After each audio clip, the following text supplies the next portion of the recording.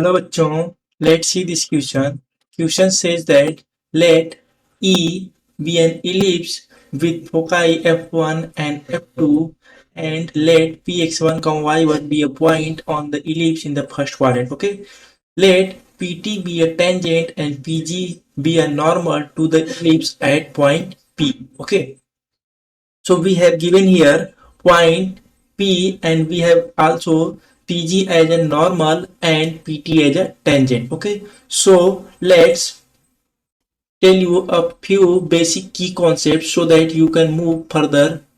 So the key concept which will be very important for solving this problem will be the tangent. Okay, let me write it. Tangent and normal. Okay, normal at any point. Okay, let me write any point of ellipse. Okay, bisects the external and internal angle between focal distances. Okay, so what does it mean? Let me show you via a diagram so that you can understand it in a better way. Okay, so let me draw a rough diagram so that you can understand it. मान लीजिए हमारे पास ये जो है x और y axis दी हुई, ठीक है। ये अब मैं क्या करूंगा यहाँ पे, अगर हमारे पास ये है एक इलिप्स दिया हुआ, देखिए एक हमारे पास इलिप्स दिया है, ठीक है। इस पे जो है एक पॉइंट P दिया हुआ है, पॉइंट P। ओके, और यहाँ पे मैं बात करूं, ये फोकस F1 है और ये यहाँ पे जो हमारा फोकस F2 है। इन्होंने एक पॉइंट दिया हुआ है, वो है G। Okay, so let's draw it. और यहाँ पे हमारा एक पॉइंट T दिया हुआ है, ये हमारी हो गई x एक्सिस और ये हमारी हो गई y एक्सिस। ओके, तो चलिए इसको हम बताते हैं कैसे इसको हमें डायग्राम में दिया हुआ है। तो देखिए यहाँ पर इन्होंने एक टेंजेंट ड्रॉ किया है P के ऊपर, ठीक है। मैं क्या करता हूँ, टेंजेंट के ऊपर एक P के ऊपर एक टेंजेंट ड्रॉ करूंगा। देखिए ये जो टेंजेंट जा रही है ये जाएगी आपकी T से मिल जाएगी, ठीक है। ये T से ऐसे मिल रही है, ऐसा हमें क्वेश्चन में दिया गया है।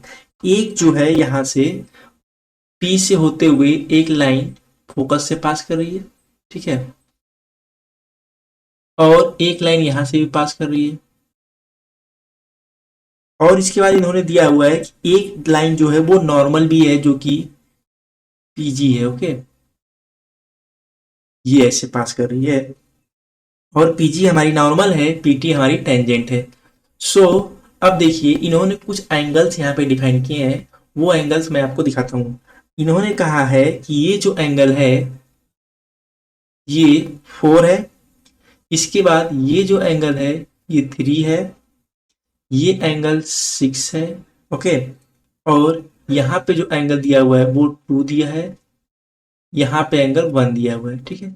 जैसा कि मैंने आपको बताया, ये यहाँ पे देखिए tangents and normal at a point any point of ellipse bisects the external and internal angle between focal distances।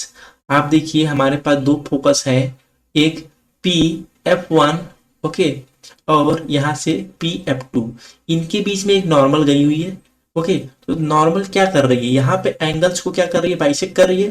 तो यहाँ से मैं क्या कर सकता हूँ कि angle 1 is equal to angle B, angle 2 ये कर सकता हूँ। क्यों, क्योंकि ये जो नॉर्मल गई है वो यहाँ पे बाइसेक्ट कर रही है। ओके, अब मैं एंगल 3 और 4 की बात करता हूँ। अब देखिए 3 और 4 कौन कौन सी लाइन है, एक लाइन तो ये है, ओके, जो कि फोकस से F1 से पास करे, एक लाइन ये है जो कि F2 से पास करे, इनके बीच में एक टेंजेंट है PT। तो मैंने यहाँ पे बताया टेंजेंट भी क्या करती है, एंगल्स को बाइसेक्ट करती है। अगर ऐसा है ट्रू तो एंगल 3 और 4 भी क्या होना चाहिए, इक्वल होना चाहिए।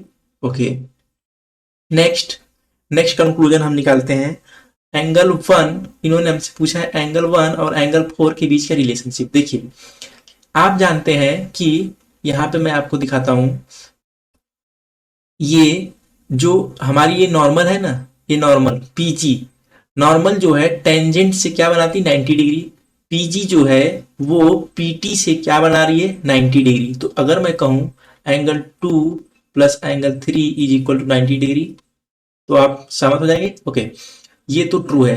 अब देखिए angle 1 plus angle 2 plus angle 3 plus angle 4, ये 180 आना चाहिए। क्यों? क्योंकि स्ट्रेट लाइन है। ये देखिए टोटल एंगल क्या हो जाएगा 180।